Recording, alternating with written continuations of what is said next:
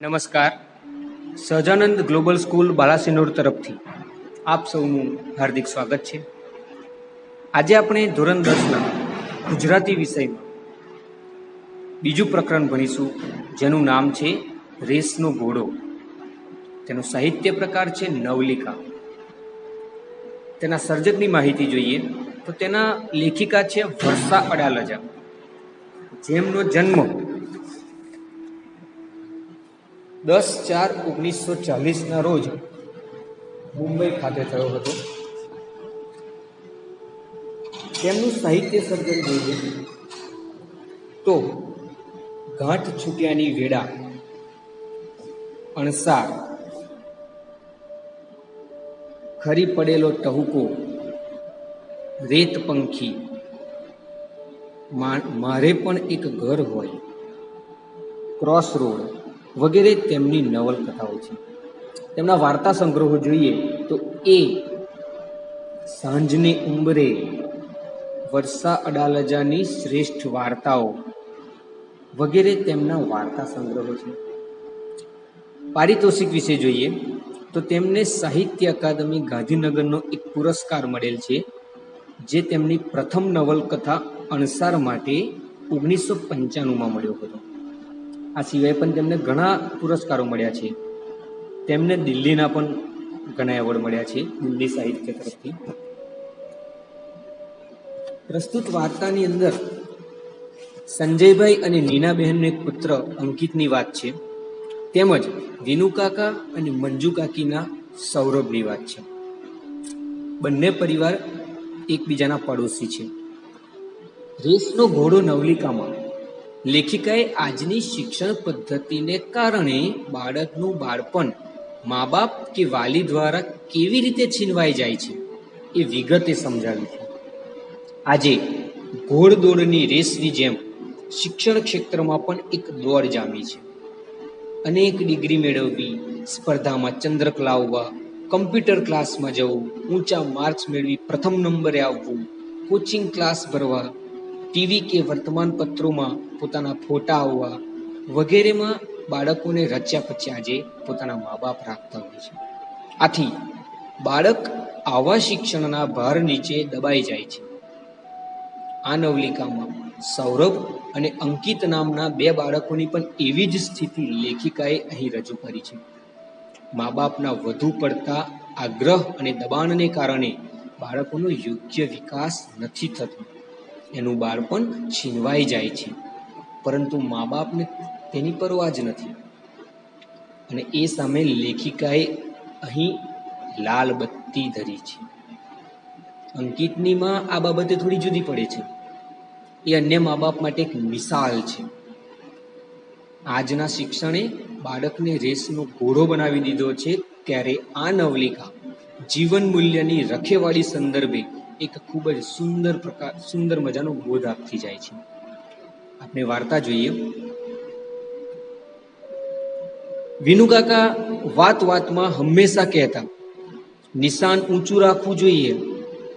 અંકિત પ્લાસ્ટિકની લાંબી ગન ઉપર ઝુમ્મર તરફ તાકીને પૂછતો, અંકલ આટલું ઊંચું? અહીં વિનુકાકા અંકિતને નિશાન ઊંચું રાખવાની જે વાત કરે છે તેના પરથી આપણને સમજાય છે, તેના પરથી કે વિનુકાકાને અંકિત પાસેથી ભણવા બાબતે વધુ પડતી અપેક્ષાઓ છે. અને અંકિત પણ તેની બાળ માનસ વૃત્તિના પ્રમાણે બોલી જાય છે કે અંકલ આટલું ઊંચું? ઝુમ્મર તરફ જોઈ. અહીં બંનેનો એક વિચાર રજૂ થાય છે. વિનુકાકાની અપેક્ષાઓ જણાય છે અને અંકિતનું બાળ માનસ જણાય છે. પછી વિનુકાકા કહે છે, ચાલ બદમાશ ક્યાંનો? વિનુકાકા ઘન લઈ લેતા. પછી નાનકડા અંકિતને બાજુમાં બેસાડી સમજાવતા, બેટા સામાન્ય તો બધા ભણે, જીવે, પણ લાંબી લાંબી ડિગ્રી મેળવે, હરીફાઈઓમાં ચંદ્રક લાવે, ટીવી અખબારોમાં ઇન્ટરવ્યુ અને ફોટા આવે, બસ તબ ક્યા બાત હે. વિનુકાકા અંકિતને સમજાવે છે કે આજના સ્પર્ધાત્મક યુગમાં આપણે ટકી રહેવું જોઈએ, પણ આ સમજાવવાની સાથે તેઓ પોતાની વધુ પડતી અપેક્ષાઓ પણ અહીં જણાવે છે. અંકિત બાળક છે, થોડું સમજે ન સમજે, પણ મને અને સંજયને સંતોષ થતો. મને એટલે નીનાબહેનના નીનાબેન આ વાક્ય બોલતા એ અર્થમાં રજૂ થયું છે. અંકિતના પિતા નીનાબેન સંજયભાઈ છે. વિનુકાકા તેમના પાડોશી છે, જે અંકિત પોતાના બાળક સૌરભને જેટલું ધ્યાન આપે છે તેટલું જ પોતાના પાડોશી સંજયભાઈના છોકરા અંકિત પર પણ તેઓ એટલું જ ધ્યાન આપે છે. નીનાબેનના અવાજમાં આગળ વાક્ય છે કે મને અને સંજયને સંતોષ થતો અંકિતના મા બાપ તરીકે કે અંકિતને સલાહ શિખામણ આપવાની અમારે જરૂર ન રહી. કેમ? તો કે પડોશના વિનુકાકા તેને હંમેશા સલાહ સૂચન આપતા જ રહે છે. ઘણીવાર બાળકોને મા બાપની વાતો કચકચ લાગતી હોય છે. જ્યારે વિનુકાકા અંકિત અને એમના પુત્ર સૌરભને જુદી જુદી રમતો રમાડે, ચોકલેટ આપે અને પછી આવી બધી વાતો કરે, મૂલ્ય શિક્ષણની આવી બધી વાતો કરે. બંનેની ઉંમરમાં ઝાઝો ફરક નહોતો. સાંજે માથે બેસીને હોમવર્ક પણ કરાવે. કોણ? આ વિનુકાકા. સાંજે માથે બેસીને હોમવર્ક પણ કરાવે.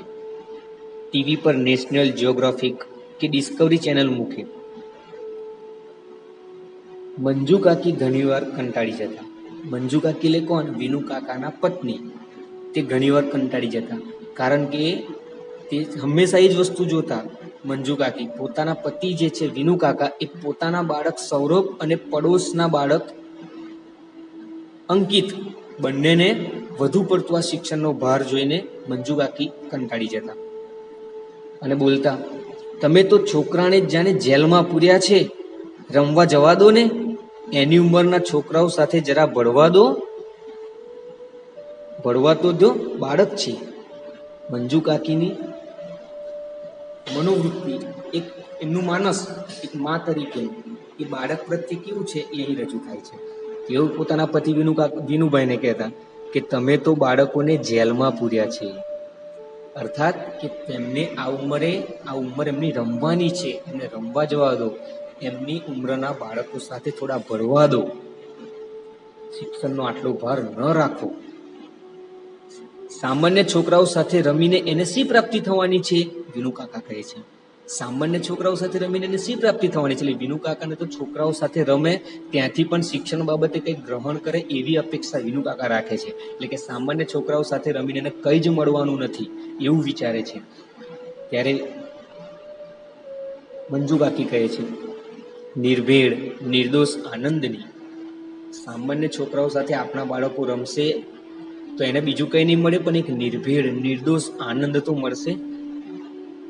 તો વિનુકાકા કહે છે કે જો અત્યારે એના ચહેરા પર આનંદ જ છે ને, તો કે એ તો ખુશ અત્યારે પણ છે એવું વિનુકાકા કહે છે. તો કે કપાળ તમારું, એ આનંદ આઈસ્ક્રીમનો છે. 24 કલાક ચોકી કરશો એટલે છોકરો ભણેશ્રી થઈ જવાનો છે.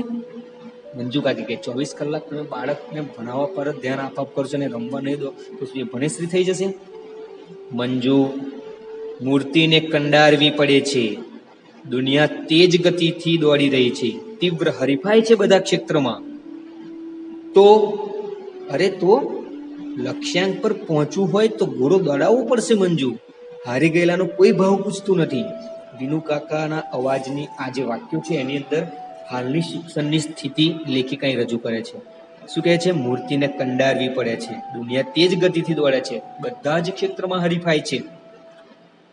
અને આ જો લક્ષ્યાંક પાર પાડવું હશે તો આપણો ઘોડો આ હરીફાઈમાં દોડાવવો જ પડશે, નહીં તો હારેલાનો ભાવ આ દુનિયા નથી પૂછતી. આવું વિનુકાકા મંજુ કાકીને કહે છે.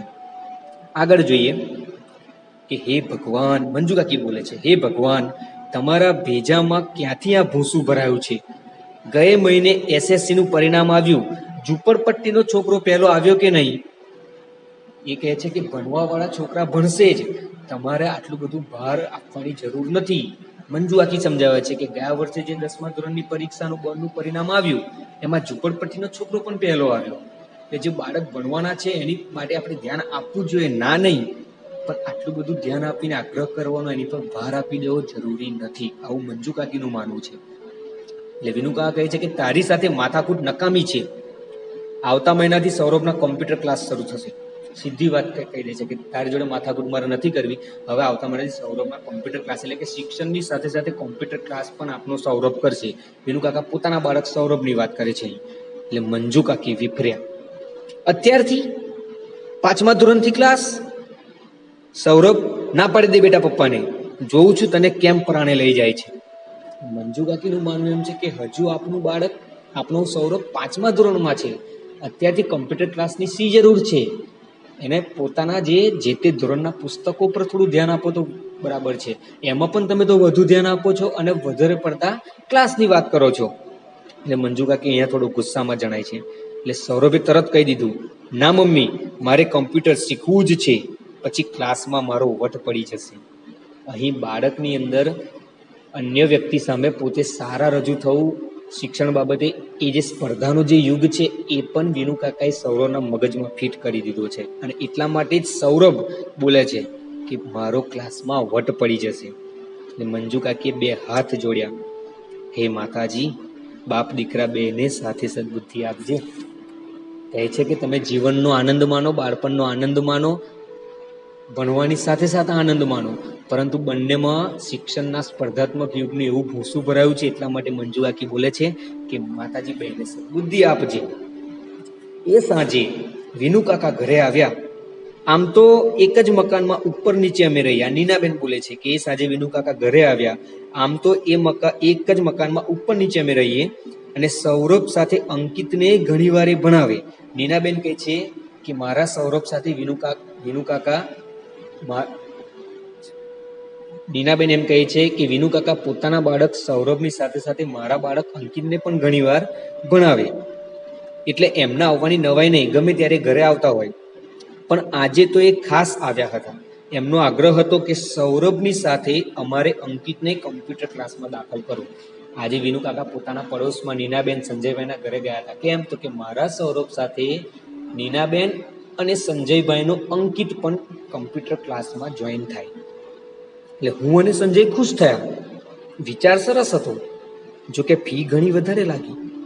બંનેને એક રીતે કમ્પ્યુટર ક્લાસનું સારું લાગ્યું, પણ સંતાનના ભવિષ્ય માટે થોડી વધુ મહેનત કરીશું એમ વિચારી અમે પણ સંજયને કમ્પ્યુટર ક્લાસમાં દાખલ કર્યો. અઠવાડિયામાં 3 દિવસ સાંજે 2 કલાક અને રવિવારે 4 કલાક કમ્પ્યુટર ક્લાસનો સમય છે આગળ. અઠવાડિયામાં 3 દિવસ સાંજે 2 કલાક અને રવિવારે 4 કલાક. જોકે અંકિત નારાજ હતો, પણ બાળક પોતાનું ભલું ક્યાંથી સમજી શકે? અંકિત નારાજ હતો કારણ કે તેને કોમ્પ્યુટર ક્લાસમાં નહોતું જવું, પરંતુ બાળક પોતાનું ભલું બુરું ક્યાંથી સમજી શકે? આવું નીનાબેન વિચારે છે. ઘરની નજીકના બાલ મંદિરમાં હું સાંજે ગરીબ વસ્તીના બાળકોને ભણાવતી હતી. એ કામ માટે પગારનો તો કોઈ સવાલ જ નહોતો. હું ખૂબ ઉમળકાથી એમને ભણાવતી હતી. એ બાળકો પણ મારી સાથે હળી ભળી ગયા હતા એમ. તોય ભારે હૃદયે મેં એ કામ છોડી દીધું અને અંકિતની ફી માટે ટ્યુશન કરવા લાગ્યા. નીનાબેન કહે છે કે વિનુ કાકા જ્યારે પોતાના બાળક સૌરભને કમ્પ્યુટર ક્લાસમાં દાખલ કરવાની વાત કરતા હોય અને સાથે મારા બાળક અંકિતને પણ જો કમ્પ્યુટર ક્લાસમાં જોઈન કરવાનું કહેતા હોય, તે મારા બાળક માટે સારું જ છે. ભલે અંકિત નારાજ છે, પરંતુ એ સારું જ છે. અને એટલા માટે એ જે સેવા આપતા હતા, બાજુમાં ગરીબ બાળકોને ફ્રીમાં ભણાવતા હતા, એ બંધ કરીને તેમને પોતે ટ્યુશન ક્લાસ કર્યા કે જેનાથી જે પણ પૈસા મળે, આવક થાય, એનાથી અંકિતના કમ્પ્યુટર ક્લાસની ફી ભરી શકે. આગળ જોઈએ કે હું સંજયને ઘણી વાર કહેતી, આપને કેટલા નસીબદાર છીએ કે વિનુ કાકા આપના પાડોશી છીએ. કેમ? તો કે વિનુ કાકા પોતાના બાળક સૌરભની સાથે અંકિતનું પણ ધ્યાન રાખતા હતા. વિનુ કાકા એમનું બાળક સૌરભ અને નીનાબેન ને સંજયભાઈનું બાળક અંકિત બંનેનું ધ્યાન રાખતા. એટલા માટે નીનાબેન એવું વિચારે છે કે ઘણા નસીબદાર છે કે આવા સલાહકાર અને થોડું ધ્યાન રાખવાવાળા વિનુ કાકા આપના પાડોશી છે. સૌરભ સાથે અંકિતનું ઘડતર થઈ રહ્યું છે, પોતાના અંકિતનું. શેનું ઘડતર નીનાબેન?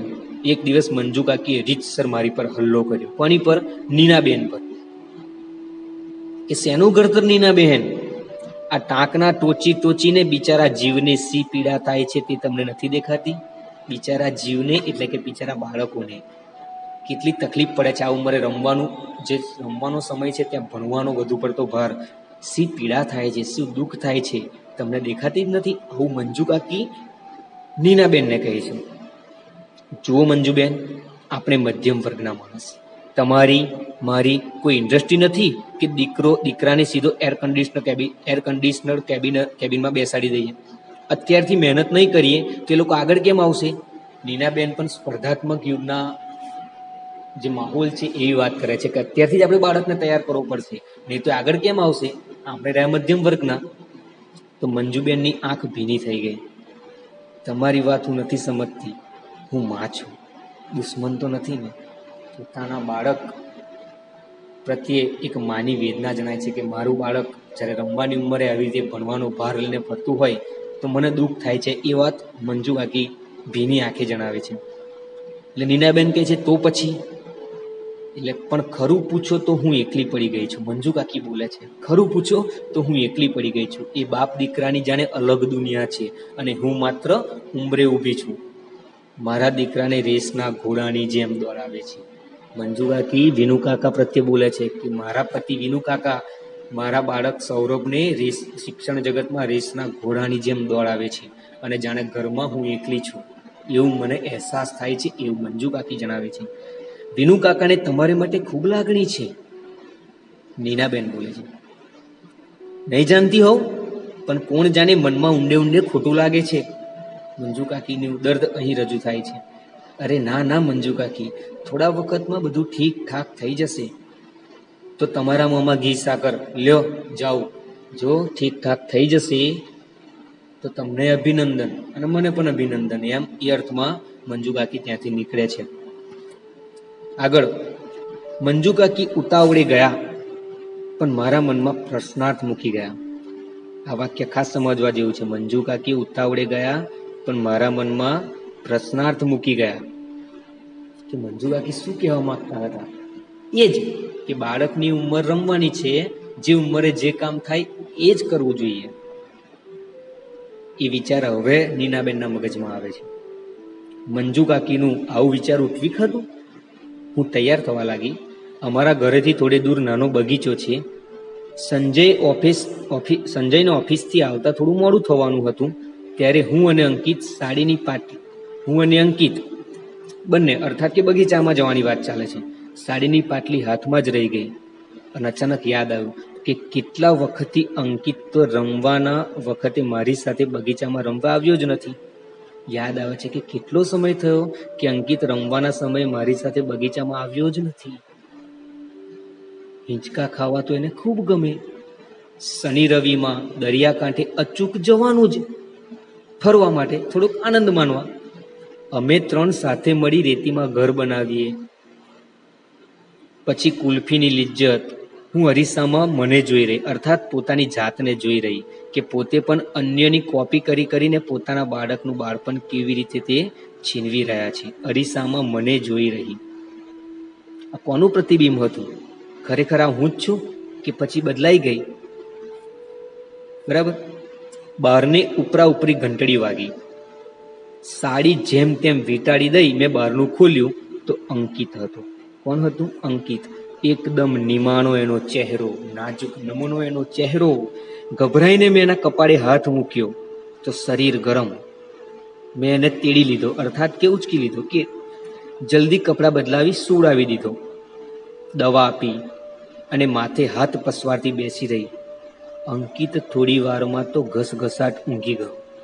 એક બાળક ઘરે આવીને થાકેલો, નાજુક ચહેરો, ઘસઘસાટ ઊંઘી ગયો, અર્થાત કે એનો માનસિક કે શારીરિક કેટલો થાક હશે તે અહીં લેખિક આપણને બતાવે છે. ફરી ઘંટડી. બહારનું ખુલ્યું તો વિનુ કાકા અને સૌરભ. અંકિત હજી શાળાએથી આવ્યો નથી. કમ્પ્યુટર ક્લાસમાં જવાનું મોડું થાય છે. અંકિત હજી શાળાએથી આવ્યો નથી, કમ્પ્યુટર ક્લાસમાં જવાનું મોડું થાય છે. વિનુ કાકા બોલે છે. શું કહે છે? કે અંકિત હજી શાળાએથી આવ્યો નથી, કમ્પ્યુટર ક્લાસમાં જવાનું મોડું થાય છે. એટલે નીનાબેન કહે છે કે આજે ક્લાસમાં નહીં આવે. એને તાવ છે. વિનુ કાકા પોતાનું બાળક બીમાર છે એટલે વિનુ કાકાને ના પડે છે કે આજે ક્લાસમાં નહીં આવે. તો વિનુ કાકા કહે છે કે દવા આપીને બસ ત્યારે મોકલો, આપમેળે સારું થઈ જશે. ચાલો હું જ ઉઠાડું. એટલે તરત મેં કહ્યું. વિનુ કાકા બીમાર છે છતાં પણ એને ક્લાસમાં લઈ જવા તૈયાર થઈ ગયા છે. એટલે તરત નીનાબેન પોતાના બાળક માટે કહે છે કે ના કાકા, ક્લાસ ક્યાં જવાના છે? આજે નહીં તો કાલે. પણ તાવમાં અંકિતને નહીં મોકલું, કાલે શાળાએ પણ નહીં.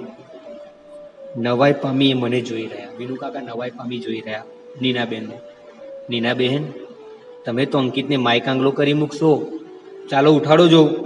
અત્યારથી પંપાડશો તો ભવિષ્યમાં કરશે શું? વિનુકાકા કહે છે કે અત્યારથી આમ પંપાડશો, થોડી નાની મોટી બીમારીમાં ઘરે બેસાડી રાખશો, ભણશે નહીં તો ભવિષ્યમાં શું કરશે? તો નીનાબેન જવાબ આપે છે, એને મોટા થઈને ભવિષ્યમાં જે કરવું હોય એ કરે, એ પોતે નક્કી કરશે, પણ તાવમાં તો હું એને નહીં જ મોકલું.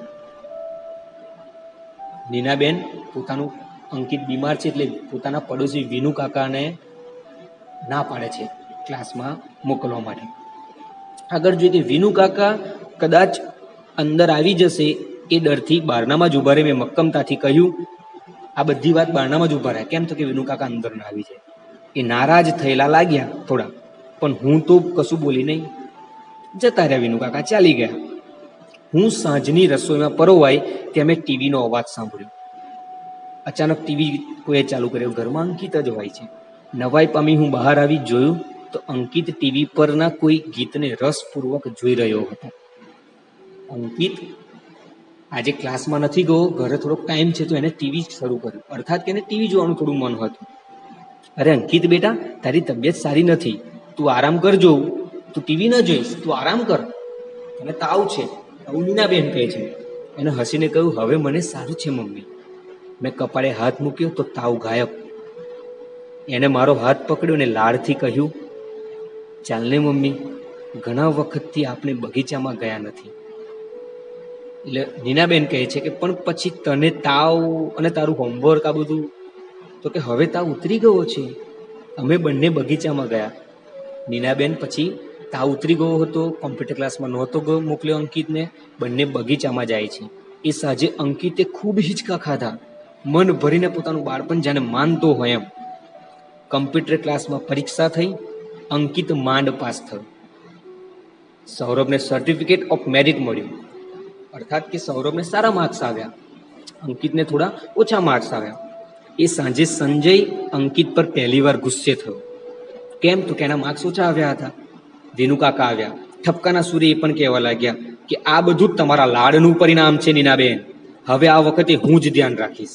વિનુકાકા શું કહે છે કે નીનાબેન, તમારા બાળક અંકિત પ્રત્યે તમે વધુ પડતા લાડ લડાવ્યા, એનું જ આ પરિણામ છે. વિનુકાકા એમ કહે છે કે હવે મારા બાળક સૌરભની સાથે તમારા બાળક અંકિતનું પણ હું જ ધ્યાન રાખીશ. પણ કશું વિચારું એ પહેલા મેં જ તરત કહ્યું, ના વિનુકાકા, હવે મારે અંકિતને કોઈ ક્લાસ નથી કરાવવા, હવે મારે અંકિતને કોઈ પણ પ્રકારના શિક્ષણનો ભાર નથી આપવો, કોઈ પણ પ્રકારના ક્લાસ નથી કરાવવા. એટલે વિનુકાકા આગળ કહે છે કે અરે પણ એમ તે હોય, એકવાર ઓછા માર્ક્સ આવે એમાં એટલા માટે નહીં. નીનાબેન બોલે છે, પણ જરા મોટો થાય ત્યારે અમે એને જ પસંદ કરવા દઈશું કે એને શું કરવું છે. અર્થાત કે એને થોડુંક અવકાશ આપીશું પોતાની પસંદગી માટે. શિક્ષણમાં એને થોડો અવકાશ આપવાનું અમે વિચારીએ છીએ. અને એ રાત્રે સંજય પણ મારા પર નારાજ થઈ ગયો. બોલે છે, તું જાણે છે નીના, મારા સંજોગો એવા હતા કે હું જિંદગીમાં બહુ આગળ ન આવી શક્યો. મારી પરિસ્થિતિ એવી હતી કે હું સારું એવું ભણી ન શક્યો. અંકિત માટે હું બધું કરી છૂટવા તૈયાર છું. કહે છે પોતાના બાળક અંકિત માટે બધું જ કરીશ તેને ભણાવવા માટે. એટલે નીનાબેન કહે છે કે તમે એને એક ચીજ આપશો, તમે એને એક ચીજ આપશો, અંકિત પણ ખુશ, હું પણ ખુશ.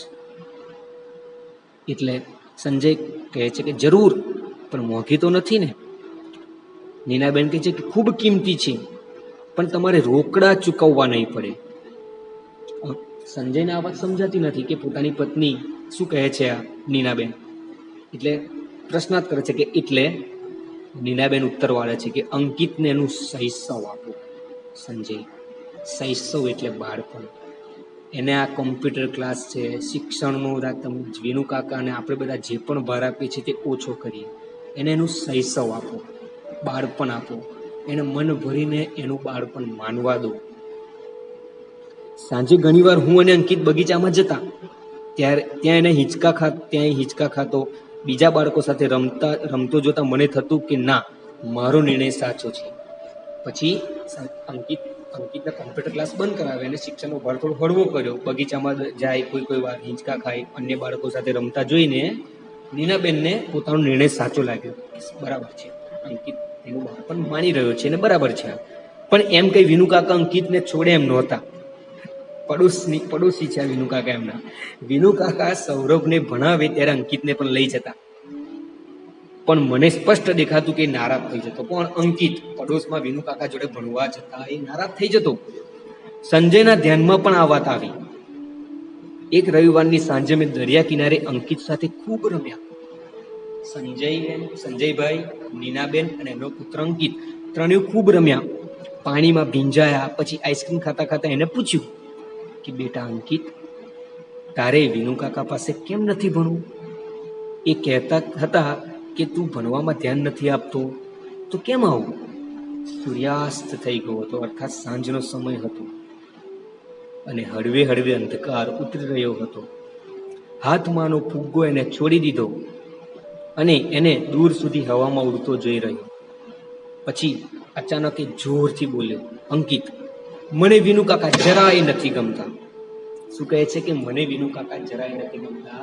વિનુ કાકા ભણવા પ્રત્યે જે આગ્રહ અંકિત પાસે રાખે છે અને એના વળતા ઉત્તરમાં અંકિતના મનમાં વિનુ કાકા પ્રત્યેનો જે ભાવ છે એ રજૂ થાય છે કે મને વિનુ કાકા જરાય નથી ગમતા. અમે બંને આઘાતથી એને જોઈ રહ્યા, અંકિતને. આવો ધિક્કાર અંકિતમાં અમે કદી જોયો જ નહોતો. પછી ધીમે ધીમે મંજુ કાકી પાસેથી મને ખબર પડી આખી વાતની કે નીનાબેન, મારું માનો તો અંકિતને મારે ત્યાં ભણવા મોકલતા જ નહીં. મારા વરને અક્કલ નથી. વારે વારે અંકિતને ઉતારી પાડે. બિચારો કુમળો જીવ. એમ તો મારા સૌરભને ન છોડે, પણ તમે માનશો, અમે ત્રણેય જણાએ ભેગા બેસીને નિરાંતે ખાધું નથી. પડોશમાં રહેલા મંજુ કાકી કહે છે કે નીનાબેન, તમારા બાળક અંકિતને અમારા ઘરે ભણવા ના મોકલશો. મારા પતિ વિનુ કાકા બંને ઉપર શિક્ષણનો ઘણો ભાર રાખીને ઘણો આગ્રહ કરે છે. તો એમ તો મારા સૌરભને પણ નથી છોડતા. મેં એટલે મંજુ આખી બોલે છે કે મેં મારા પતિ વિનુભાઈ અને પુત્ર સૌરભે નિરાંતે સાથે બેસીને ક્યારે ખાધું છે એ પણ મને યાદ નથી. અને અમે અંકિતને વિનુ કાકાને ત્યાં ભણવા મોકલવાનું બંધ કર્યું.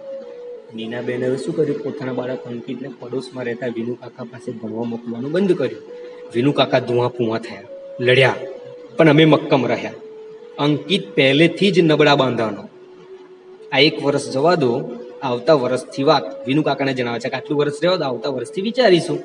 હજી તો 5મું ધોરણ છે, એ વિશે ચિંતા છે એટલી બધી. અને એ વર્ષે સૌરભને શાળામાં શ્રેષ્ઠ વિદ્યાર્થીનું શિલ્ડ મળ્યું અને અંકિત 7મે નંબરે પાસ થયો.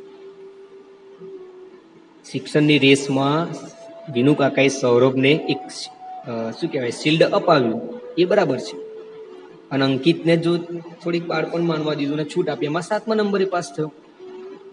પરિણામ તો અમે પહેલેથી જ જાણતા હતા, એટલે અમે પહેલેથી થોડા દિવસ બહાર ગામ જવાનો કાર્યક્રમ ગોઠવી રાખ્યો. રિઝલ્ટના દિવસે બહાર ગામ જતા રહ્યા કે વિનુ કાકા કઈ 2-4 શબ્દ ઠપકાના કહે નહીં. એક નાના હિલ સ્ટેશન પર સંજય સેનેટોરિયમમાં બુકિંગ કરાવ્યું હતું. અમે 3 જણા ખૂબ ફર્યા, ટ્રેકિંગ કર્યું. એના ઉત્તીર્ણ થવાની ખુશાલીમાં મેં એને રામાયણ અને મહાભારતની બાળ કથાઓના પુસ્તક ભેટ આપેલા. વાંચવાનો એવો નાદ લાગ્યો કે એને બધા જ પુસ્તકો 2 વાર વાંચી નાખ્યા અંકિતે. અર્થાત કે અંકિતને ભણવા સાથે અન્ય પુસ્તકનો પણ પરિચય કરાવ્યો તેમને. અમે ચિંતામાં હતા કે અંકિત અને સૌરભને જુદા પાડવા શાળા બદલીએ તો સારું. એમને એમ હતું કે જો સૌરભની સાથે શાળામાં રહેશે તો પડોશમાં રહેતા વિનુ કાકા એની પર વારંવાર ભણવાનો આગ્રહ કરશે, એટલે બસ શાળા બદલવાનું તેઓ વિચારતા હતા. ત્યાં તો બંનેના વર્ગ જુદા જવાથી એમને મોટી હાસ થઈ. એક જ સ્કૂલમાં એક જ ધોરણમાં પણ બંનેના વર્ગ અલગ થયા. એટલે અંકિત બાબતે તેમના માતા પિતા નીનાબેન અને સંજયભાઈને થોડી હાસ થઈ. અંકિત પણ આનંદમાં રહેવા લાગ્યો.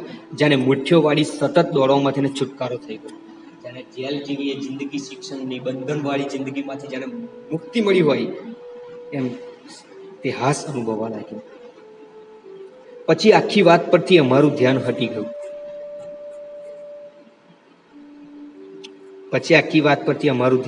ગયું. મને દિવસો હતા અને મારી તબિયત સારી રહેતી ન હતી. હું તો શરૂઆતમાં ખૂબ ઉદાસ રહેતી હતી, પણ અંકિત તો ખુશ. કેમ? તો કે તેના પરથી શિક્ષણનો ભણવાનો ભાર થોડોક હળવો થયો હતો, એટલા માટે. મારી ખૂબ કાળજી રાખે.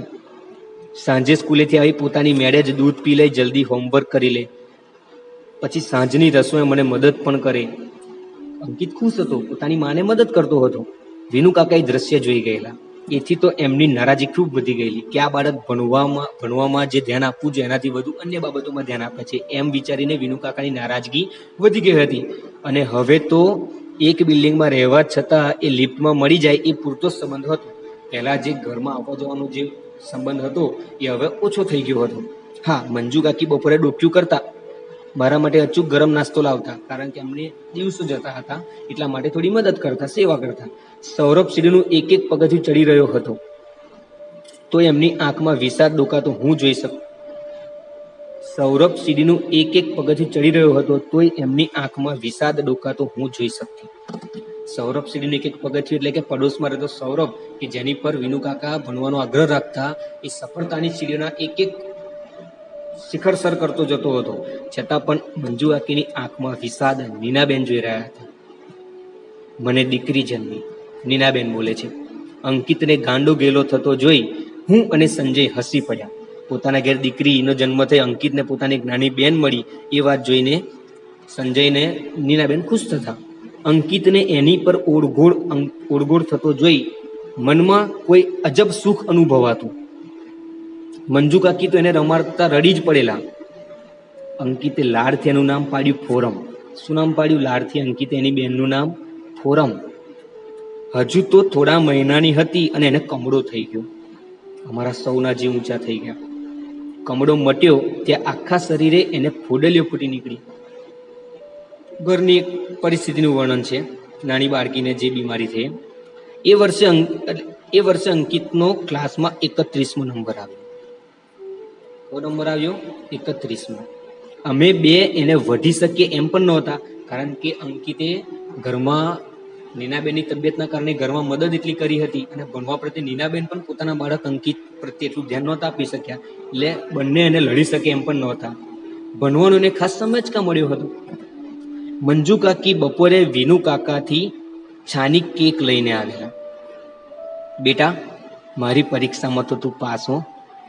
મંજુ કાકીનો વિચાર જુઓ કે બેટા તું ભલે ભણવામાં 31મો નંબર આવ્યો હોય કે ગમે તે નંબર આવ્યો હોય, પણ તે તારી માની આટલી સેવા કરી છે, તે ભણવાની સાથે તારું બાળપણ પણ માન્યું છે, ઘરમાં પણ જરૂરી કામ કર્યા છે, એ બાબતે તું મારી પરીક્ષામાં પાસ.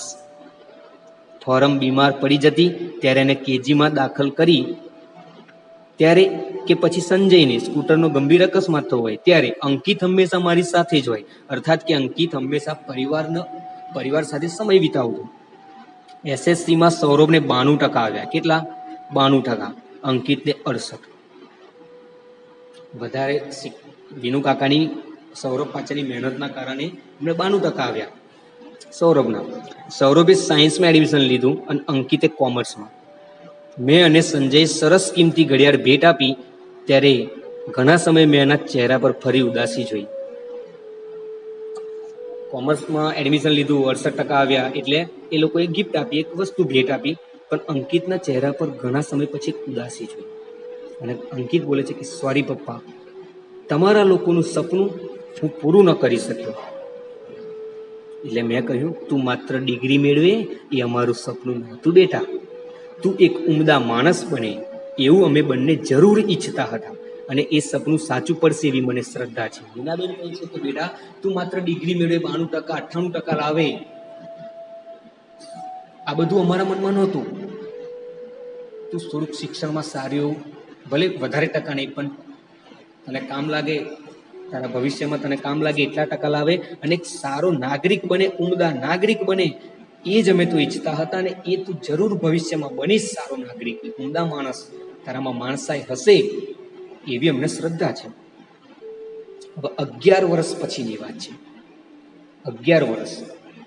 અંકિત એક બેંકમાં સરસ નોકરી કરે છે. કિડની ફેલ થવાથી સંજયનું મૃત્યુ થયું છે. અંકિતના પિતા સંજય નથી. અંકિતે બેંકમાં એની સાથે કામ કરતી નંદા નામની યુવતી સાથે લગ્ન કર્યા છે અને એમને નાનકડો મીઠડો દીકરો છે યશ, અને પોતાની નાની બેન, અંકિતની નાની બેન ફોરમ બીએસસીમાં અભ્યાસ કરે છે. સંજયના મૃત્યુ પછી અંકિતે અમને મા દીકરીને સાચવી લીધા. જો અનિલાબેન શું કહે છે. અંકિત આજે એક બેંકમાં સેટ થઈ ગયો છે.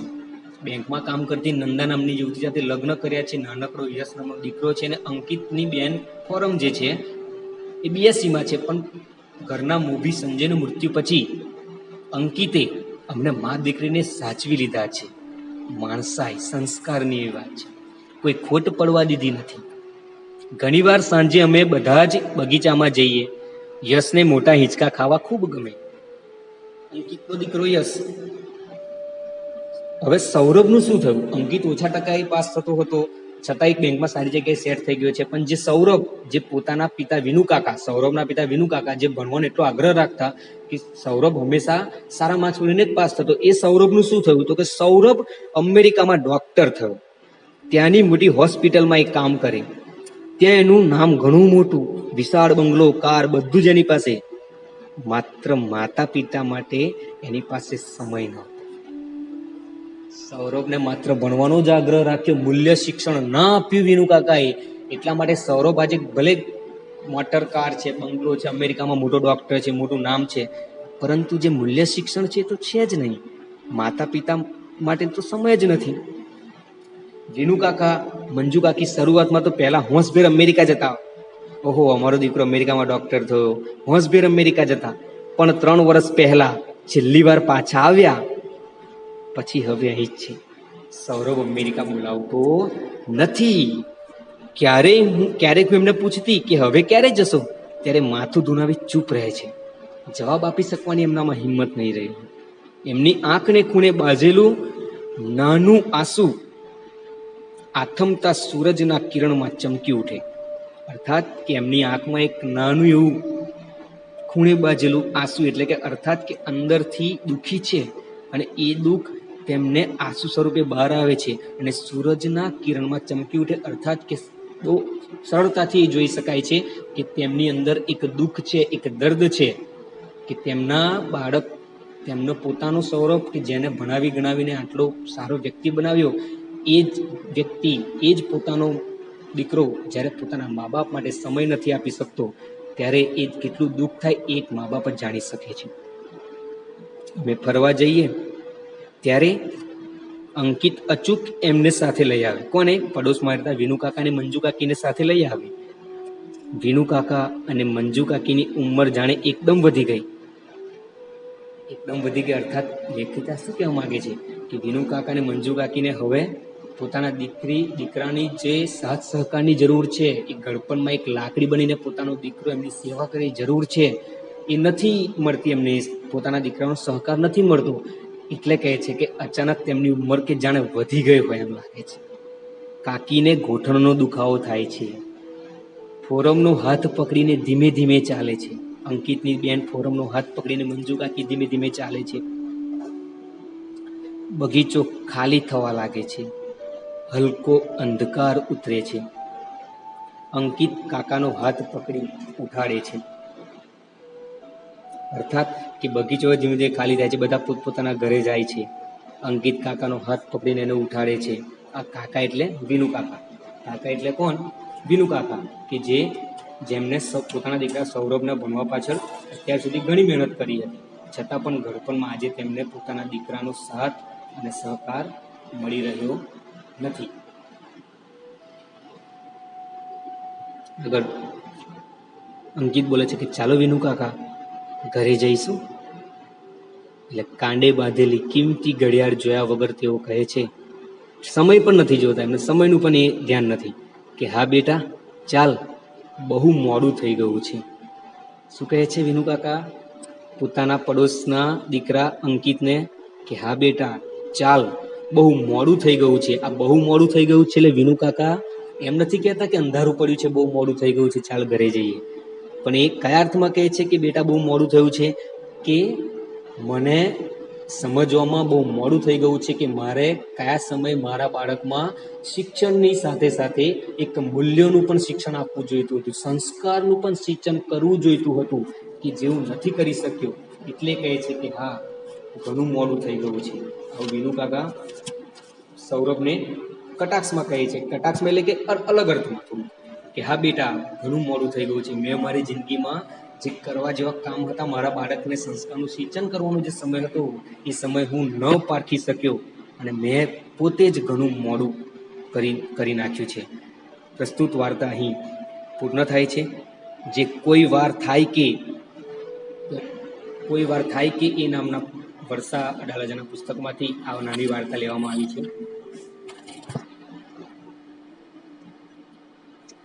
પ્રસ્તુત વાર્તા દ્વારા લેખિક આપણને જણાવે છે કે ભણવામાં તૈયારી કરીને હંમેશા આગળ રહેવું આવકાર્ય છે, પરંતુ સ્પર્ધામાં પડી બાળક માણસાઈ ભૂલતો જાય તો તે ભણતર નકામું છે.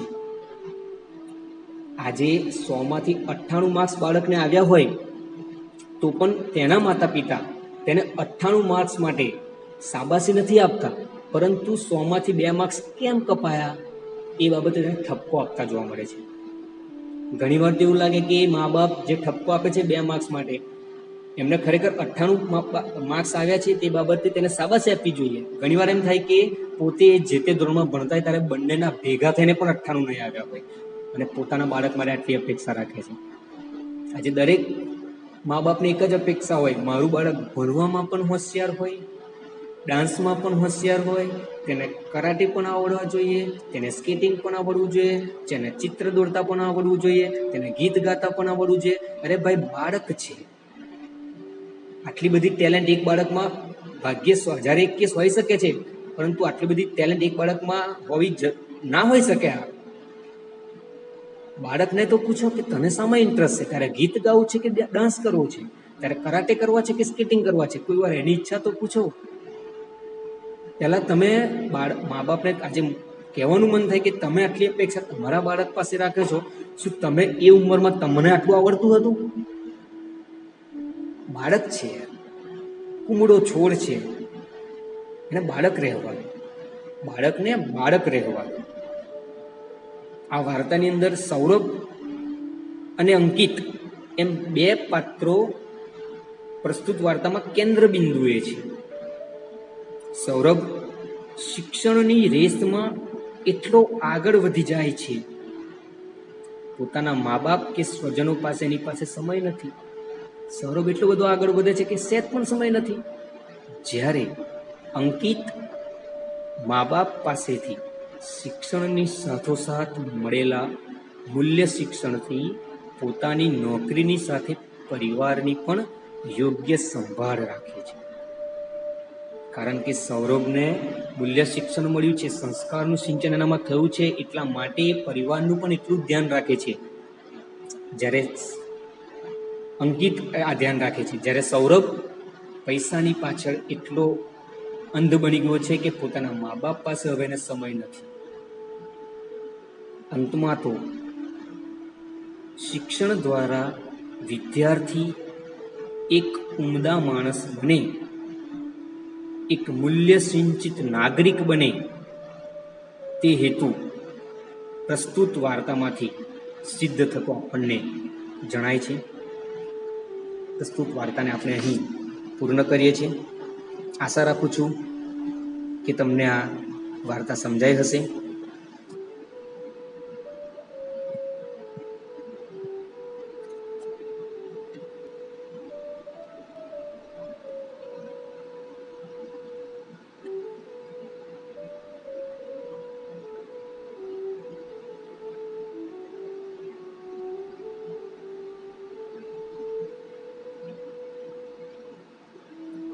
આભાર.